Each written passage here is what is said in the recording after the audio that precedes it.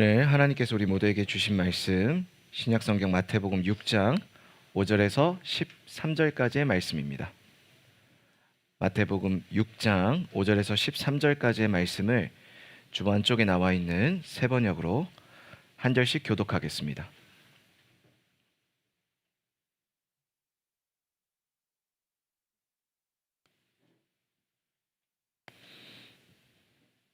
제가 먼저 읽습니다. 너희는 기도할 때에 위선자들처럼 하지 말아라. 그들은 사람들에게 보이려고 회당과 큰 길 모퉁이에 서서 기도하기를 좋아한다. 내가 진정으로 너희에게 말한다. 그들은 자기네 상을 이미 다 받았다.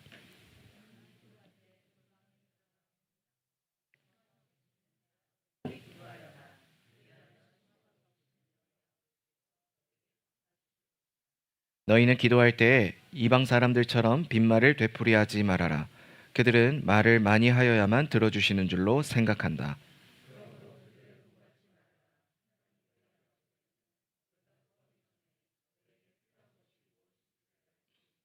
그러므로 너희는 이렇게 기도하여라. 하늘에 계신 우리 아버지, 그 이름을 거룩하게 하여 주시며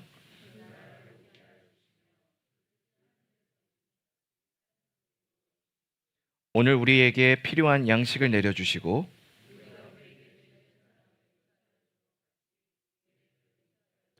같이 읽겠습니다. 우리를 시험에 들지 않게 하시고 악에서 구하여 주십시오.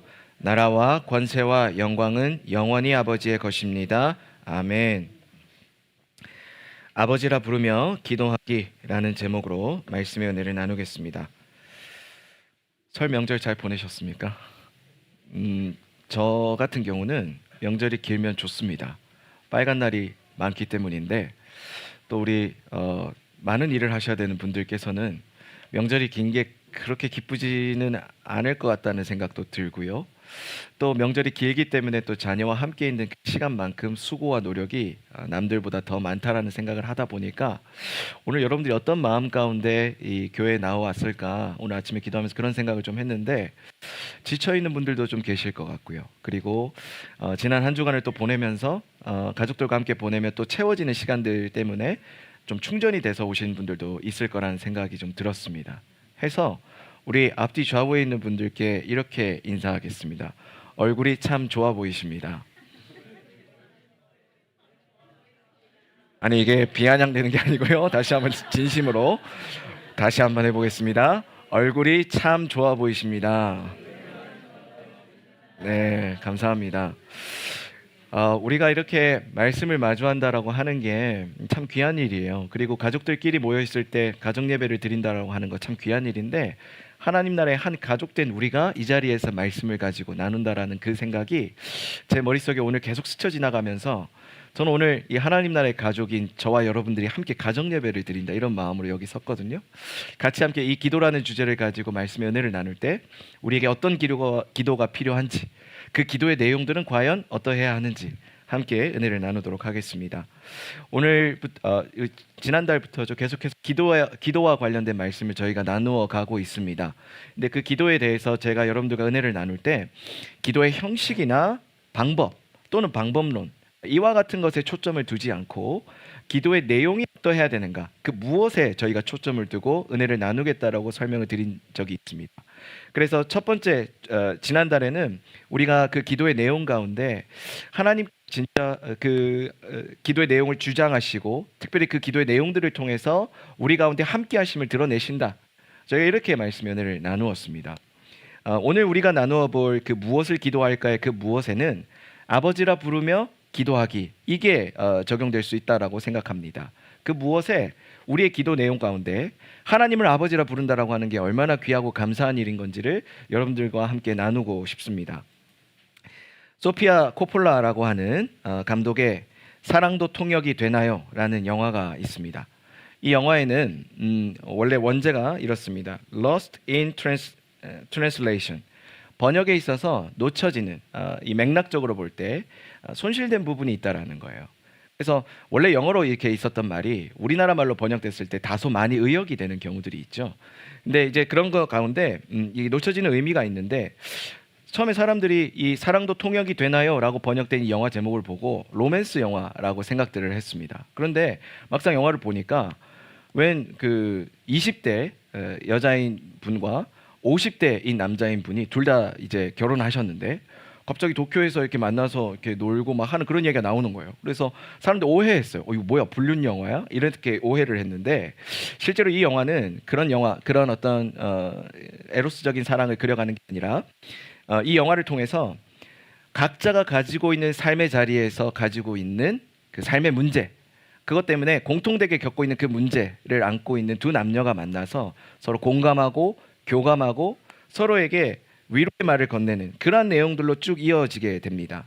그래서 이 영화는요, 소통이 단절돼서 고독함을 느끼고 있는 것이 얼만큼 괴롭고 힘든지를 잘 보여줘요. 이 영화의 주인공이었던 밥 해리스와 샬롯이라고 하는 이 두 주인공이 있습니다. 아까도 얘기했던 것처럼 밥 해리스는 50대 남성입니다. 그리고 약간 인기가 한물간 남자 배우였어요. 그리고 이 샬롯은요, 이 도쿄에 출장으로 온 직장인이었습니다. 이 두 분이 도쿄라고 하는 이 큰 삭막한 도시, 어떻게 보면 그분들에게는 굉장히 생소한 도시인데 그곳에 와서 각자가 해야 될 일을 하고 그러면서 그런 고독한 시간을 보내고 있었어요. 근데 이 두 분의 문제가 뭐였냐면 각자가 이제 결혼 생활을 하는데 소통이 잘 안 되더라는 겁니다. 50대인 이 남성분은 아내와 소통이 잘 안 되고 자녀 교육에 있어서 갈등을 빚기도 하고 이 젊은 여성분은 이제 남편과 이제 이야기를 하는데 서로 관심사가 다른 거예요. 그러니까 결혼은 했고 가정은 이루었는데 여전히 마음은 고독하다라고 하는 것을 이 영화가 그려가요. 근데 서로가 가지고 있는 그 고독함을 만났을 때 공감하고 교감해주면서 위로해주는 그 장면을 쭉 그려갑니다. 그러면서 이 영화가 고독함 속에 쌓여있는 삶의 문제 속에 갇혀있는 그 사람들이 그 상황 속에서 겪고 있는 그 고독의 무게가 얼만큼 치명적일 수 있는가를 한편 보여주면서 그 영화에 이런 대사가 나와요. 마음은 아직 10대 같은데 20대가 지나고 30대가 지나고 40대가 지나고 50대가 지나도 아직도 내가 무엇을 좋아하는지 모르겠어. 제가 교육전도사 시절에 소년부를 담당하고 있었는데 그때 이제 같이 사역하셨던 그 집사님 한 분이 자기는 아직 마음이 10대 같다라는 거예요. 저는 처음에 그 말이 무슨 말인지 이해를 못했습니다. 근데 제가 번데기 앞에서 주름 잡는 것 같지만 우리 권사님도 계시는데 아직도 제 마음은 10대 같습니다. 제 마음은 아직도 그 어렸을 때 가지고 있었던 그 마음의 정서가 좀 있어요. 그러다 보니까 나는 아직도 얘네들하고 잘 어울릴 수 있을 것 같은데, 그리고 이 청소년들과 뭔가 이 깊은 공감대를 형성할 수 있을 것 같은데 그게 잘 안 되더라는 거죠. 그래서 제가 요즘 뭘 하냐면 일본 애니메이션을 찾아보고 있습니다. 진격의 거인 이런 거. 진격의 거인을 보면서 정말 그 일본어로 막 나오고 있거든요. 그 막 애니메이션 보고 있는데 이게 도대체 무슨 내용인가? 왜 갑자기 얘네들 나타나서 사람을 먹지? 막 이런 생각을 하면서 이제 보고 있는데 이제 정말 거기 그 애니메이션에 심취해 있는 그 친구들과 대화를 하는데 대화가 안 되는 거예요. 심지어 제가 이런 말하면 또 그 좋아하시는 분들이 저를 잡아 죽일지도 모르겠는데 그림 거기 등장인물에 인격이 있다라는 겁니다. 이 친구도 실제로 존재한 하나의 인격체로 대우해줘야 된다. 이런 세계관이 있는 거예요. 이해가 되십니까, 여러분?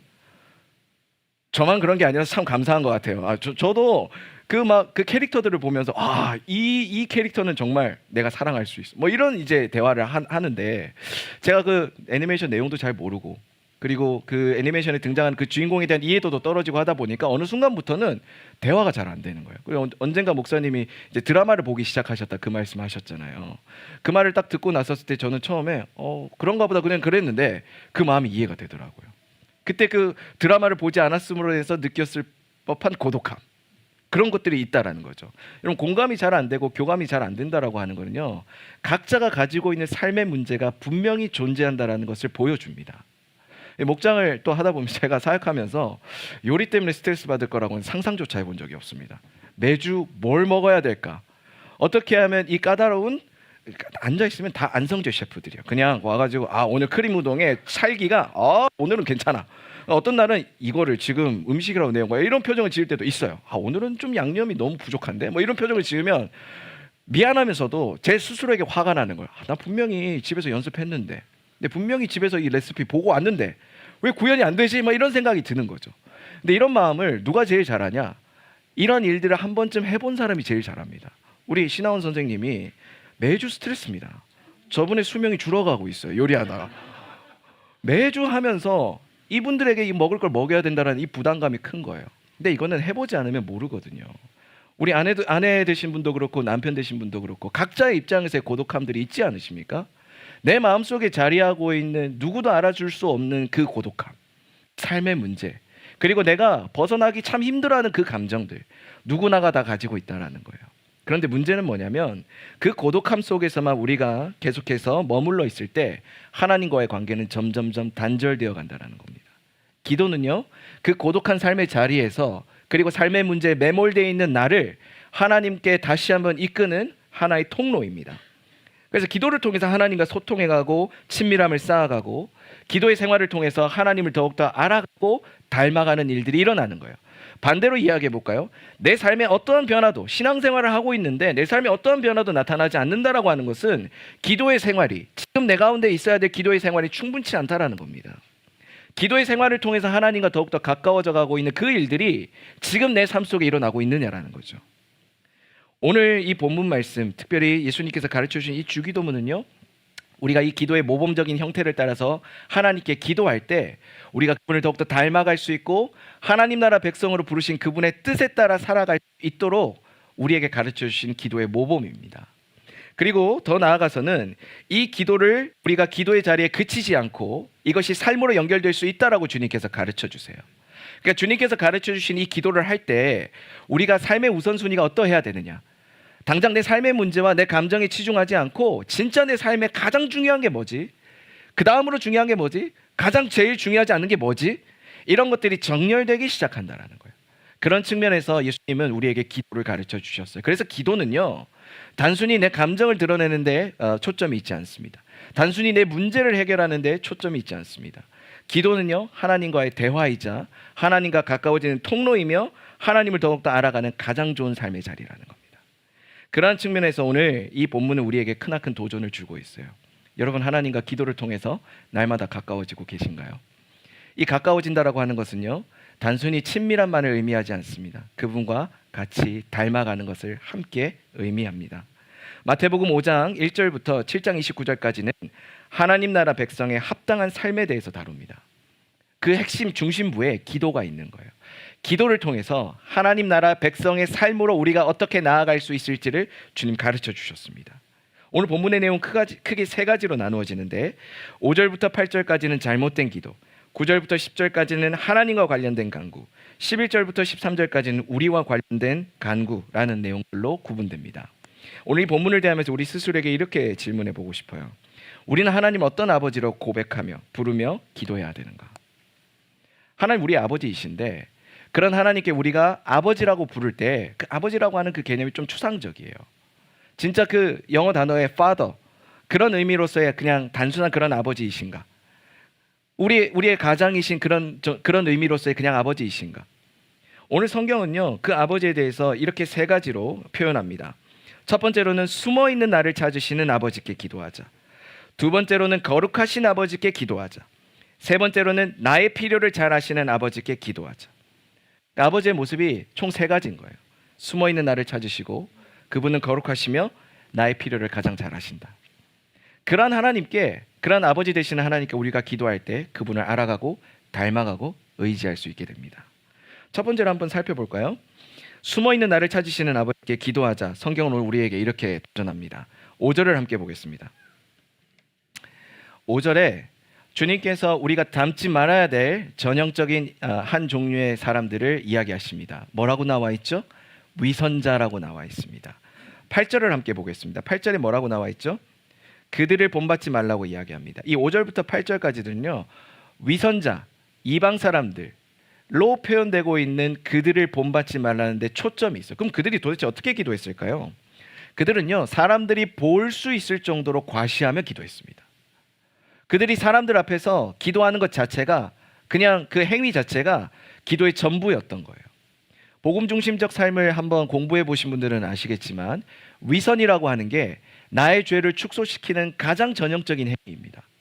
나 하나님 은혜가 이만큼 필요한데 저 괜찮아요 하나님. 저 이미 충분히 하나님 은혜를 누리고 있어요. 이렇게 주장하는 행위라는 거예요.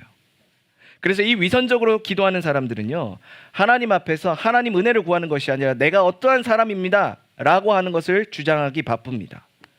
위선적인 사람들은 하나님 앞에서 하나님 은혜가 중요한 게 아니라 내가 하나님께 나아왔습니다가 중요한 거예요.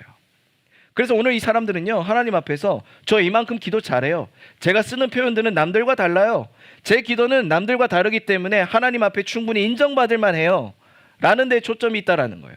그렇게 기도하다 보니까 기도를 들으시는 하나님은 그 자리에서 사라지고 기도하고 있는 나만 남아있더라는 거죠. 두 번째가 있습니다. 뭐냐? 이 위선자들, 이방 사람들, 본받지 말아야 될 그들은요, 그들의 말 속에 아무런 알맹이 없는 빈말을 계속해서 늘어놓았습니다. 이 개역개정에는 이렇게 번역이 되어 있지 않지만 여기 새 번역에 참 감사하게도 7절에 직접적으로 이방 사람들이 빈말을 되풀이한다라고 나와 있어요. 이 빈말도요, 참 하면 기분 좋을 때가 있습니다. 제가 이제 최근에 알게 된 개념인데 HPS라고 HSP라고 들어보셨습니까? Highly Sensitive Person이라고, 굉장히 그 주변 정보에 민감한 사람들이 있어요. 제가 그런 줄 몰랐는데 제가 그런 사람이더라고요, 보니까. 그래서 저는 이렇게 예를 들어서 우리 집사님이 만약에 쌍꺼풀 수술을 하고 수술을 갑자기 이상한데 그 속눈썹 파마를 하고 왔어요. 그러면 저는 그게 눈에 딱 잘 들어와요. 오늘 머리 달라지셨네요. 오늘 눈썹 달라지셨네요. 이런 이제 예민한 감도가 있는 겁니다. 근데 보통 보면 그렇게 달라져 왔었을 때 이 말을 전할 때 이 사람이 진심이다, 이 사람이 그냥 형식적으로 하는 말이다를 금방 알지 않습니까? 집에서도 요리를 해서 우리 아이들이나 또 이렇게 가족들에게 대접할 때 얘들 어때? 맛있어? 뭐 어때? 맛있어? 라고 물어볼 때 맛있어 라고 하는 말이 빈말인지 아닌지를 금방 알잖아요. 오늘 옷을 입고 왔어요. 오늘 옷을 입고 왔는데 이 사람이 옷을 정말 예쁘게 입고 왔다를 느낄 수 있잖아요, 그 사람이 하는 말을 통해서. 이런 겁니다. 빈말이라고 하는 건요, 알맹이 없이 형식적으로 하는 말이에요. 이방 사람들은 어떤 식으로 빈말을 했냐? 자기가 불러내야 될 신을 선동하기 위한 방식으로 이 빈말을 이용했어요. 자기가 찾고 싶은, 내가 가지고 있는 소원이 있는데 이 소원을 성취하기 위해서 그 신을 불러내야 되는 거죠. 그 신이 듣기에 좋은 말만 골라서 하고 실제 본래 의도는 어디에 있냐? 자기가 하고 싶은 말, 자기가 빌고 싶은 소원, 거기에 초점이 있더라는 거예요. 그러니까 이방 사람들의 기도가 빈말로 채워져 있다 보니까 그 빈말 아래 가리워져 있었던, 이 덮여져 있었던 이 욕망이 드러나는 순간부터, 그리고 특별히 이와 같은 방식으로 기도하고 있었던 당시의 유대인들도 하나님을 놓치고 살아갔더라는 거예요. 그러니까 더 이상 하나님이 아닐 뿐만 아니라 그분을 아버지라고 부를 수 없는 상태였던 겁니다. 오늘 이와 같은 두 가지의 큰 특성은요, 불필요한 자기 증명과 자기 중심성에 우리가 치우치도록 우리를 이끌어갑니다. 우리가 하나님 앞에 존재 자체로 사랑받는 사람들인데, 그리고 우리가 하나님 앞에서 무엇을 하지 않아도 충분히 사랑받고 있는 사람들인데 우리가 무엇을 해야만 하나님 앞에 사랑받습니다라고 오해를 한다라는 거예요. 그리고 더 나아가서 내가 하나님 앞에 나온 이유는 내 소원, 내 삶의 문제, 내 감정, 여기에 중심이 있다라는 거죠. 그러다 보면 하나님께서는 더 이상 우리의 아버지, 나와 가깝게 지내시는 분이 아니라 나를 위해 그냥 존재하셔야 되는 분, 이 정도 수준인 거예요. 그래서 하나님은 이런 잘못된 태도에 숨어서 살아가고 있는 우리와 1대1로 만나기를 원하세요. 6절을 함께 보겠습니다. 6절을 보면 골방에 들어가서 문을 닫고 숨어 계시는 내 아버지께 기도하라. 숨어서 보시는 내 아버지께서 갚아주실 것이다. 이렇게 말씀합니다. 이게 단순히 숨어서 누가 보지 않는 곳에서 시간과 장소를 구분해서 기도해라, 이런 내용도 포함이 되어 있지만 더 중요한 것은 내가 숨어 있는, 내 앞에 나를 가리우고 있는 과시하는 것들과 빈말에 더 이상 매몰되어 있지 말고 나오라는 뜻입니다. 하나님 앞에서 포장하고 있는 나, 하나님 앞에서 포장되어 있는 그 포장지 뒤에 숨어 있는 나, 하나님 앞에서 내가 이런 사람입니다 자랑하고 있는 그 포장지 뒤에 숨어 있는 나를 더 이상 거기에 가둬놓지 말고 끌고 나와서 하나님 앞에 기도하라는 거예요. 더 나아가서 빈말로 하나님을 선동해가지고 하나님 저 이런 소원이 있어요, 들어주세요, 이런 식으로만 기도하지 말고 진짜 너 마음속에 있는 말을 좀 했으면 좋겠어 라고 주님께서 우리에게 기도를 가르쳐 주시고 계시더라는 거죠. 여러분, 기도할 때 어떠세요? 우리의 감정을 쏟아놓는 거 너무 필요합니다. 그런데 때로는 그 감정을 해소하기 위해서, 내 문제를 해결하기 위해서 하나님을 이용하거나 하나님을 선동해 보신 적 없으십니까? 우리의 기도가 그런 수준에 머물고 있다면 오늘 우리의 기도는 더 이상 나를 변화로, 특별히 하나님 아버지께로 나아가게나 하나의 통로로 역할을 할 수 없다라는 거예요. 이사야 43장 1절 말씀 이런 말이 있습니다. 같이 한번 읽어보겠습니다. 시작. 그러나 이제 야곱아,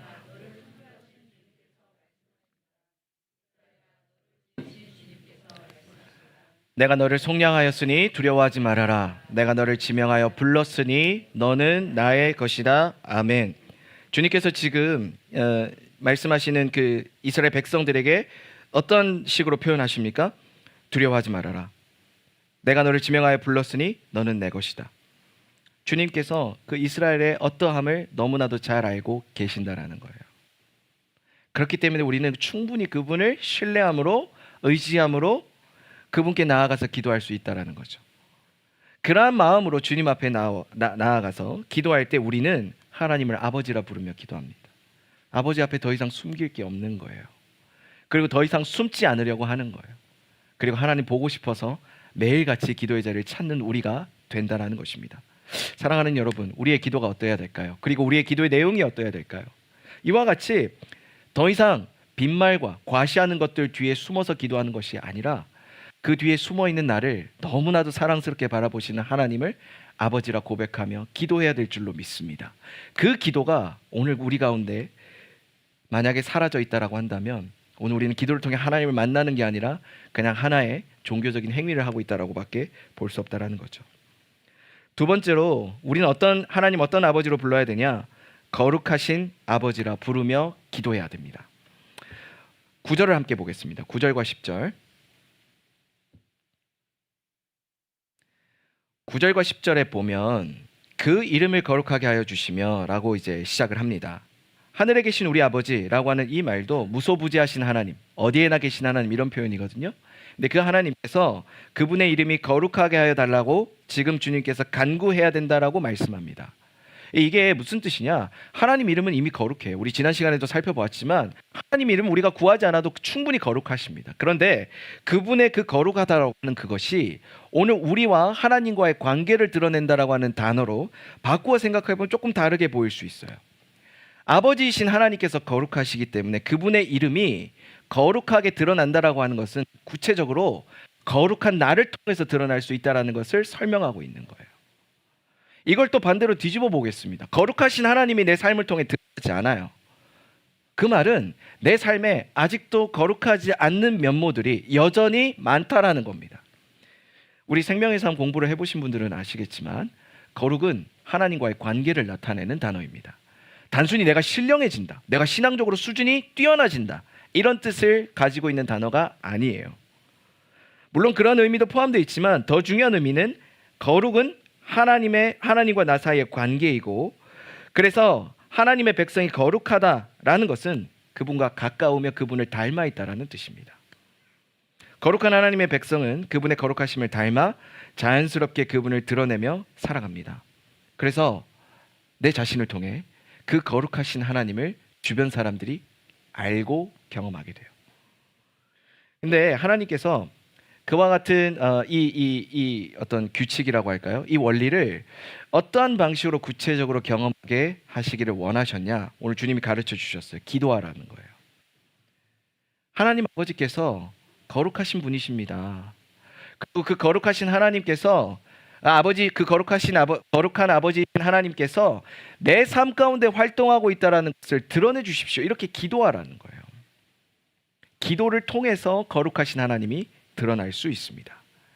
우리 2번 프린트물에 나와 있는 레위기 11장 45절 말씀을 같이 한번 읽어보겠습니다. 같이 읽습니다. 시작. 나는 너희의 하나님이 되려고 너희를 이집트 땅에서 데리고 나온 주다. 내가 거룩하니 너희도 거룩하게 되어야 한다. 오늘 여기에서 이스라엘 백성들에게 말씀하시는 하나님은요, 이스라엘 백성들이 자신을 닮기 원하신다라는 말씀을 굉장히 분명하게 하고 계세요. 출애굽했었을 때 새로운 땅으로 들어가기 전에 주셨던 그 권면의 말씀이 너희도 거룩하라는 겁니다. 거룩한 너희를 통해서 거룩한 내가 너희의 삶을 통해서 드러나기를 원한다라는 거예요. 오늘 그 구체적인 삶의 방식이 주님의 말씀 가운데서는 기도로 드러나고 있는 겁니다. 그래서 기도하는 사람은요, 주변 사람들이 하나님이 진짜 거룩하신 분이심을 깨닫고 알고 그런 사람들이 점점 늘어가요. 이제 굳이 좋은 표현은 아니지만 이게 주변에서 또 학생들이 뭐 자주 언급하는 건데, 목사님이셔서 이런 말을 해요. 제가 이렇게 이질감 없게 지내려고 실없는 소리도 하고 농담도 하고 막 하다 보니까 나 목사님이다 이렇게 하면 놀랍니다. 목사님이셨어요? 그럼 제가 이제 유튜브 보여줘요. 세상에서 제일 훌륭한 삼성동학교거든. 이렇게 딱 보여주면서 너 여기서 사역하는 사람이야. 이렇게 딱 보여줘요. 그럼 목사님이셨군요. 근데 설교할 때는 저희한테 대할 때는 너무 다른데요. 뭐 이러는 거예요. 근데 저는 처음에 그게 그래 내가 이 친구들과 가깝지 이런 생각을 했는데 지나고 보니까 이제는 내가 목사일 필요가 있겠다라는 생각을 했어요.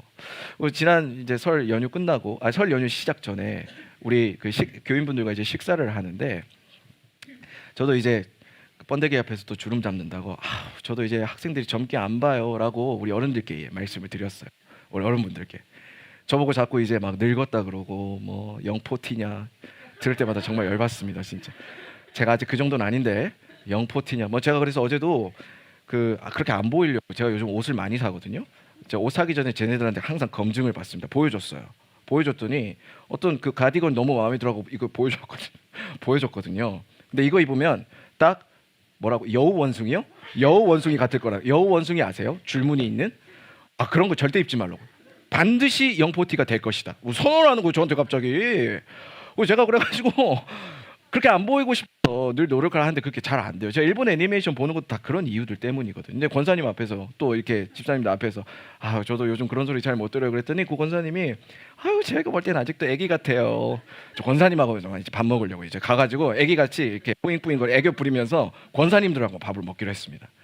저랬더니 잘해줘도 맨날 다 저보고 영포티라고 그러고 그러니까 권사님하고 밥을 먹어야겠다 이런 생각을 했어요. 이게 무슨 말이냐면 저를 통해서 드러나고 있는 그 무엇이요 내 삶의 중심 그리고 나를 표현하는 그 무엇일 수 있겠다라는 생각을 하는 거예요. 그렇지 않습니까? 제가 아무리 젊어 보이고 싶어도 10대일 수는 없는 거예요. 근데 딱 한 가지 가능한 건 있어요. 뭐냐?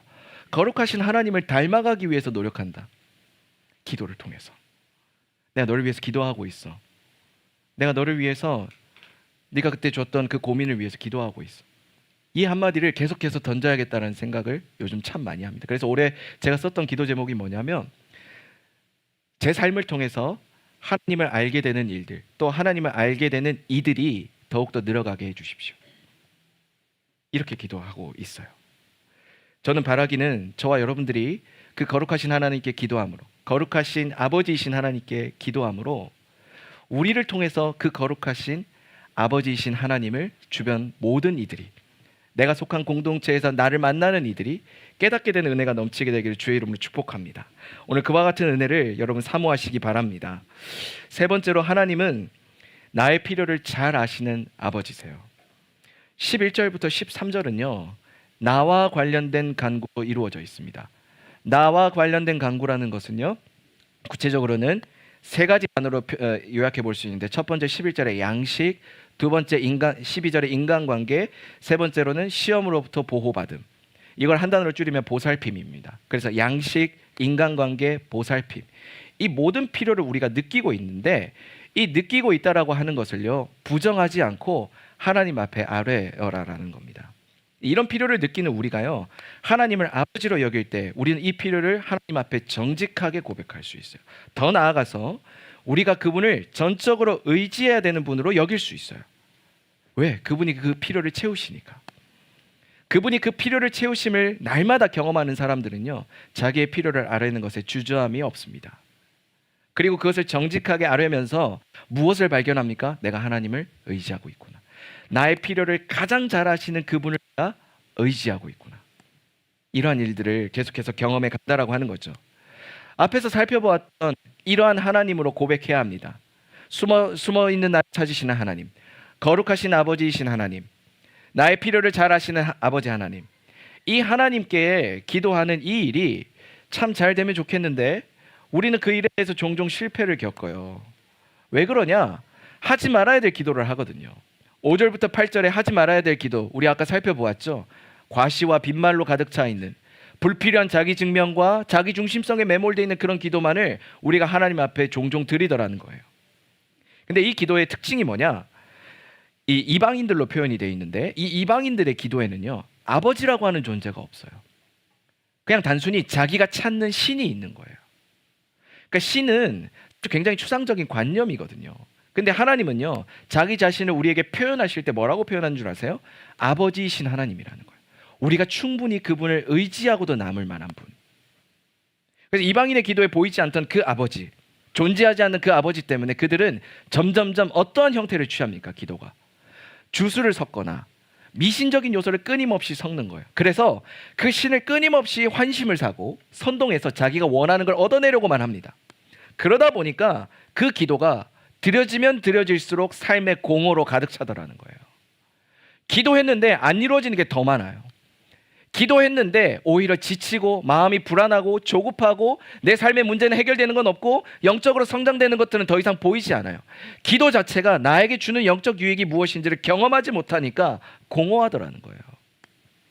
그런데 오늘 이 공허함으로부터 우리를 건져주시는 분이 계십니다. 그분이 바로 하나님께서 우리에게 보내주신 성령님이세요. 로마서 8장 27절을 보겠습니다.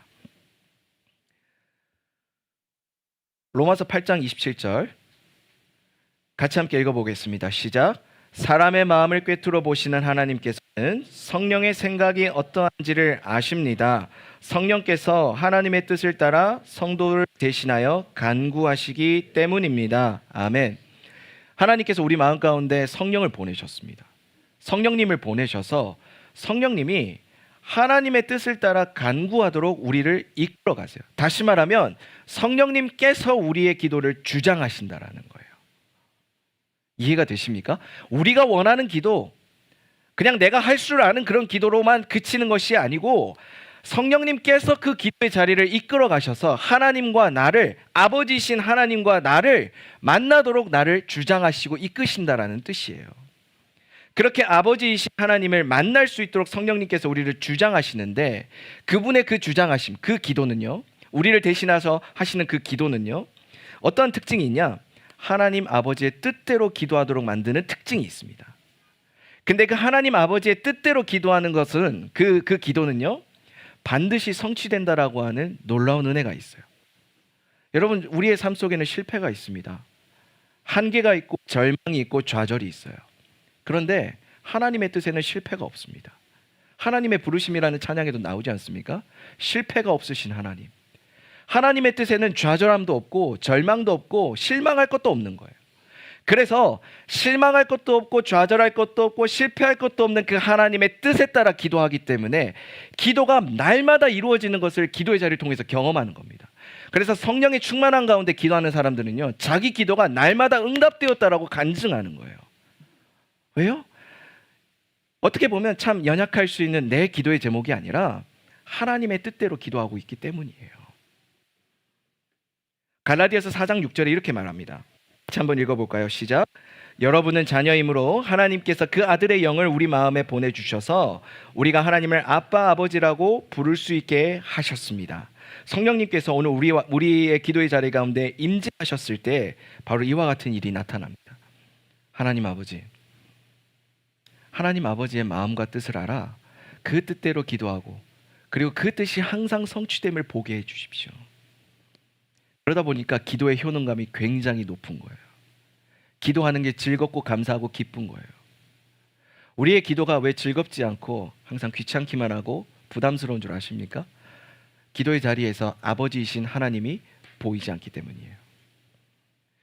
저는 이 아버지라는 개념이 저에게는 굉장히 좀 생소합니다.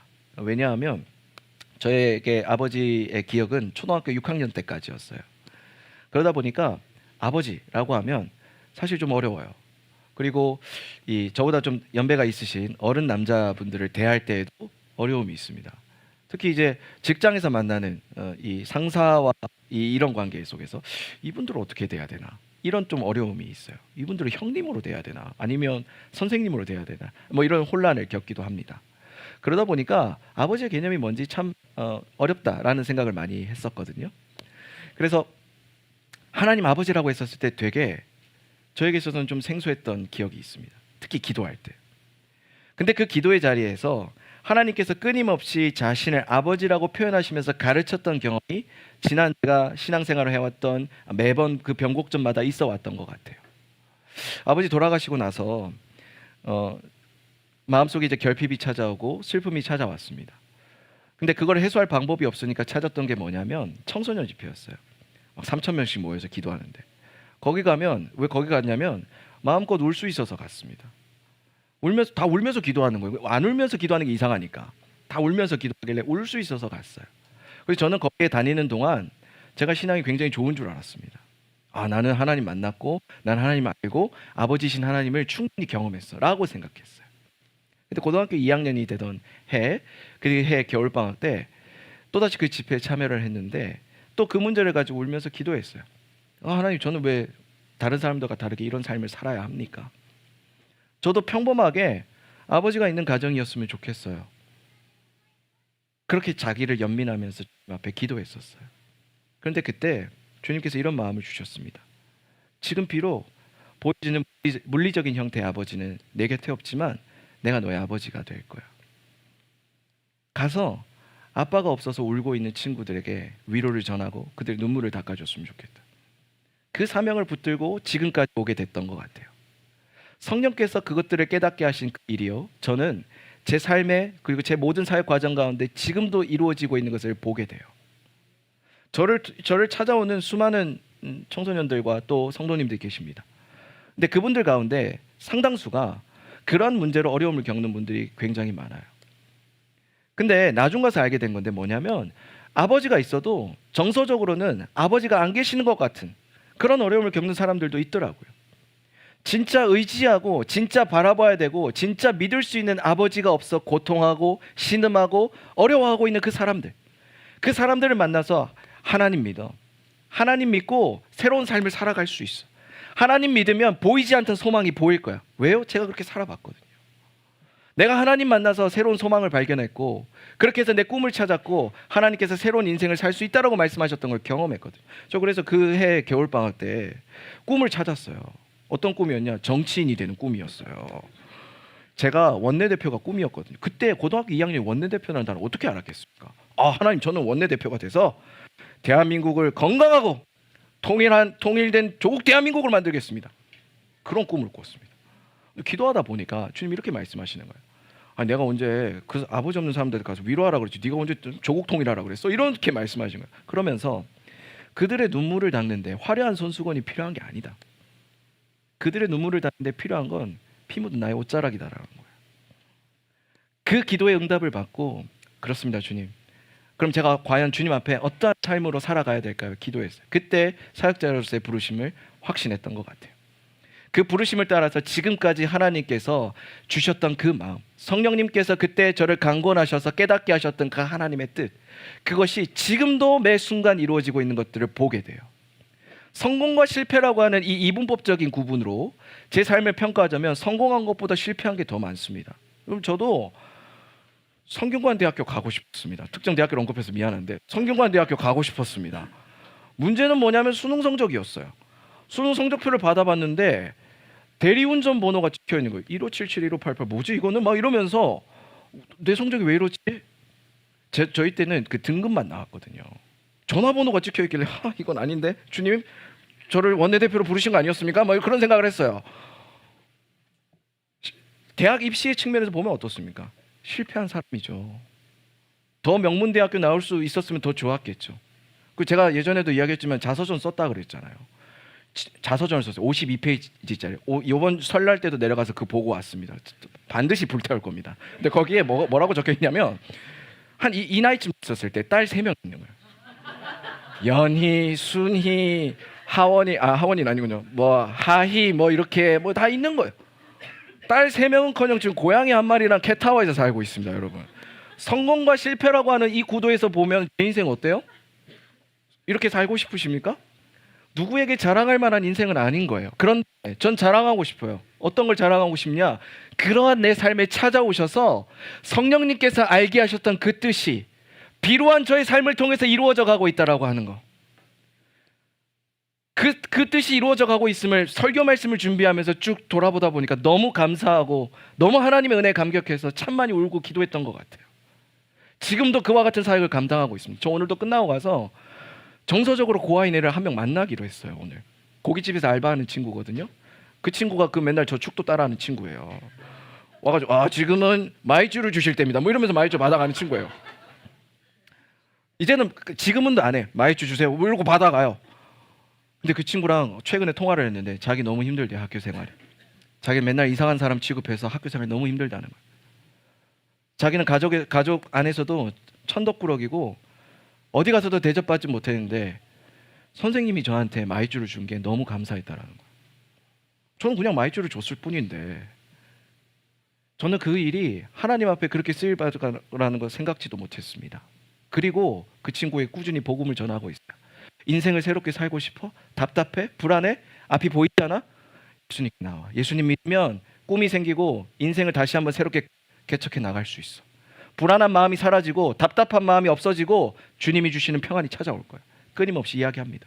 오늘 그 친구가 일하는 족발집 갈 거예요. 가가지고 족발 세트 같이 먹기로 했습니다. 그 엄마가 하시는 가게인데 가서 먹기로 했어요. 가는 목적은 하나예요. 족발 먹고 싶어서 가는 게 아닙니다. 그 자리에서 정서적으로 아버지가 없이 지낸 것 같은 그 한 사람에게 복음을 전하기 위해서 가는 거예요.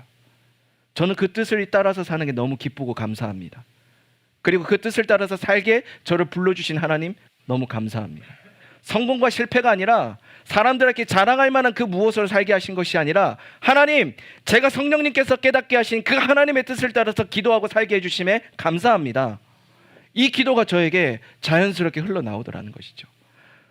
저는 여러분들도 함께 이 기도의 사역에 함께 동참했으면 좋겠어요. 기도로 함께 공동체를 세워가고 기도로 함께 아버지이신 하나님을 전하고 기도로 함께 아버지이신 하나님을 만나서 전적으로 하나님을 의지한다고 하는 것을 경험하고 더 나아가 이런 하나님 참 좋은 하나님이야. 우리 교회 한번 나와볼래? 예수님 한번 믿어볼래? 우리 목장에 한번 나와볼래? 예수님 믿으면 삶이 변화될 수 있어. 예수님 믿으면 너의 인생이 바뀔 거야. 예수님 믿으면 너 마음속에 찾아왔던 모든 불안과 절망이 사라질 수 있어. 이런 우리가 되었으면 좋겠습니다. 저와 여러분들이 이와 같은 삶으로 부름받은 줄로 저는 확신하거든요. 같이 함께 했으면 좋겠습니다. 적용 말씀을 같이 한번 읽어볼까요?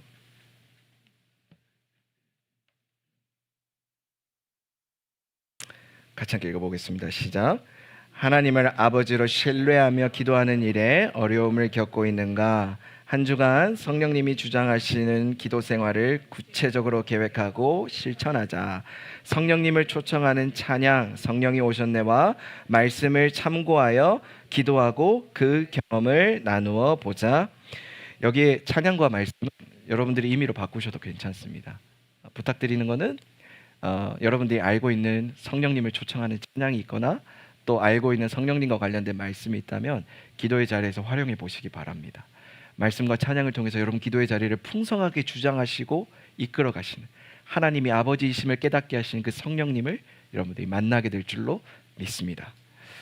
참 좋으신 아버지이신 하나님을 찬양하는 찬양이 있어서 기도할 때 이 찬양을 같이 한번 불러보고 싶었어요. 제목도 단순합니다. 하나님 아버지라는 찬양인데 강명식 목사님께서 작사 작곡하신 찬양이거든요. 같이 함께 고백했으면 좋겠습니다.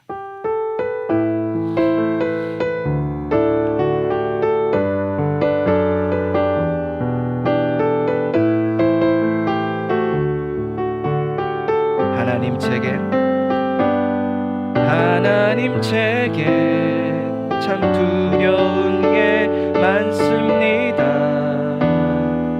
잘 모르는 것도 너무 많습니다.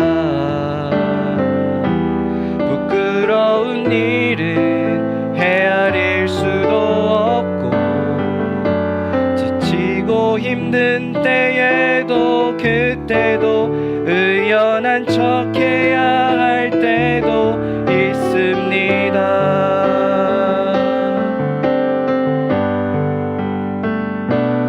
그래도 하나님 아버지, 하나님을 아버지라 부를 수 있어서 난 참 좋습니다.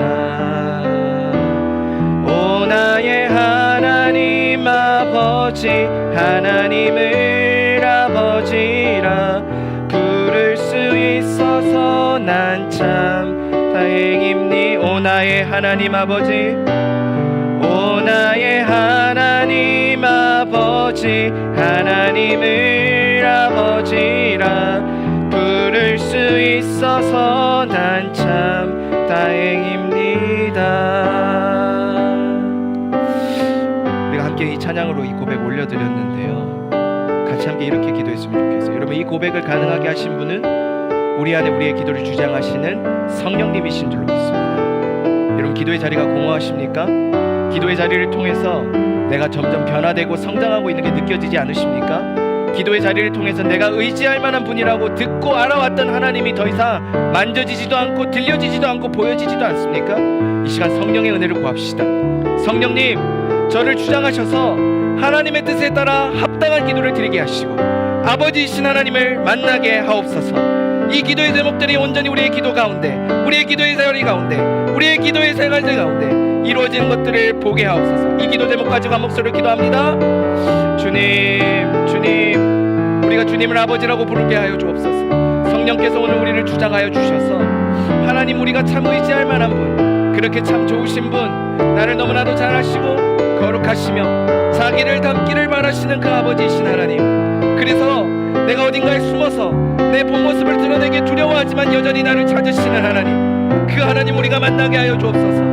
그 하나님 우리가 알게 하여 주옵소서. 성령께서 오늘 우리의 기도를 주장하시고 우리를 통하여서 하나님을 더욱더 알게 되는 은혜가 우리 가운데 넘쳐나게 하여 주옵소서. 주님, 우리가 우리의 기도를 더 이상 내 감정과 내 상황에만 두지 않고, 그리고 내 환경 속에, 내 삶의 문제 속에 가둬두지 않고 고독한 채 기도하는 것이 아니라 주님만을 바라보며 기도할 수 있는 우리가 되게 하여 주옵소서.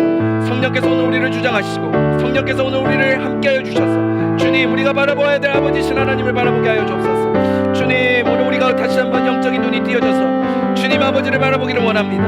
아버지이신 하나님을 더욱더 알아가고 닮아가는 우리가 되게 하여 주시고 아버지이신 그 하나님을 더욱더 신뢰하며 의지하며 나아갈 수 있도록 도와주시고, 기도의 자리 가운데 함께 하시는 주님, 기도의 자리 가운데 우리를 주장하시는 주님, 기도의 자리 가운데 우리의 기도를 이끌어가시는 성령님, 주님, 우리를 다시 한번 아버지이신 하나님 앞으로 나아가도록 우리를 인도하여 주옵소서. 우리의 기도가 더욱더 주님께서 주장하시는 기도가 되게 하여 주시고 성령께서 만지시는 기도가 되게 하여 주시고 성령님을 통해서 아버지이신 하나님을 만나게 되는 기도가 되게 하여 주옵소서. 한 가지만을 위해서 더 같이 기도하겠습니다.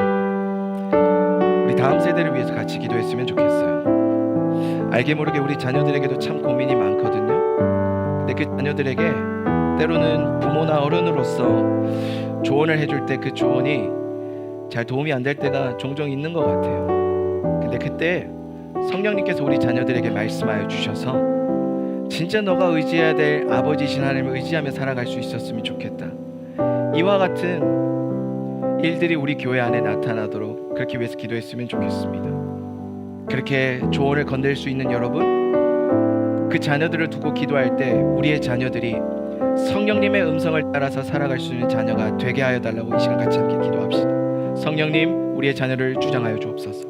성령님, 우리의 자녀의 삶 가운데 주인 되어 주셔서 그 기도를 아버지이신 하나님께 드리는 귀하고 복된 자녀들로 세워 주옵소서. 우리 다음 세대를 위해서 한 목소리로 기도하겠습니다. 기도합니다. 주님, 우리의 다음 세대를 기억하여 주십시오. 그들이 다른 음성을 쫓아 살아가는 것이 아니라 성령님의 음성을 따라 쫓아가는, 그렇게 아름답게 지어져가는 다음 세대가 되게 하옵소서. 주님, 마음속에 의지할 만한 아버지를 만나지 못해서 또는 조언을 해줄 만한 아버지를 찾지 못해서, 그렇게 그것이 누구인지를 알지 못해서 방황하고 있는 사람들이 있다면 성령님 찾아가 주셔서 아버지이신 하나님이 그 인생을 책임지고 계시며 아버지이신 하나님께서 그 인생을 보살피고 돌보고 계시며 여전히 나를 닮기를 바란다라고 말씀하시는 아버지가 존재한다라는 것을 깨닫는 귀한 은혜가 넘치게 하여 주옵소서. 주님만이 의지하실 분임을 성령께서 깨닫게 하시고 주님만이 더욱더, 성령님만이 더욱더 아버지이신 하나님을 알게 할 수 있는 유일한 통로임을 알게 하여 주시고 다음 세대들이 이 성령님을 의지해서 주님 앞으로 더욱더 나아가게 되는 우리 모두가 되게 하여 주옵소서. 우리의 귀한 다음 세대들을 기억하여 주옵소서. 유아 유치부에서부터 중고등부에 이르기까지 주님께서 우리에게 허락하신 자녀들의 삶 속에 성령의 충만한 역사가 드러나게 하여 주옵소서. 성령으로 말미암아 거듭나며 성령으로 말미암아 주님의 능력을 행하며 성령으로 말미암아 주님의 뜻을 행하는 그러한 다음 세대들로 세워 주옵소서. 세속적인 가치에 매몰되지 않게 하시고 다른 음성을 정동치 않게 하여 주시고 다른 무엇을 의지하지 않게 하여 주시고 오직 성령님 한 분만을 의지하는 우리의 자녀들 되게 하여 주옵소서. 사랑의 주님, 오늘 우리의 기도를 주장하시는 성령님에 대해서 듣고 알고 또한 깨닫게 하여 주시니 고맙고 감사합니다. 성령님을 의지하여 나를 너무나도 사랑하시는 아버지이신 하나님을 기도의 자리에서 부르며 기도할 수 있는 우리가 되게 하여 주옵소서. 그리하여 우리의 기도를 통해 우리 주변에 있는 사람들이, 특별히 믿지 않는 자들이 그 아버지이신 하나님을 알고 믿고 돌아오게 되는 큰 은혜가 있게 하여 주시고, 특별히 우리가 더욱더 하나님 아버지를 전적으로 의지하고 신뢰하며 살아갈 수 있는 은혜가 넘치게 하옵소서. 이제는 우리 주 예수 그리스도의 은혜와 하나님의 사랑과 성령님의 교통하심이 말씀을 듣고 성령님을 의지하여서 하나님 아버지를 더욱더 전적으로 신뢰하며 나아가기로 다짐하는 예배드린 우리 모두 가운데 주님께서 사랑하시는 삼성동안교회 위에 지금으로부터 영원토록 함께 하시옵기를 간절히 축원하옵나이다. 아멘.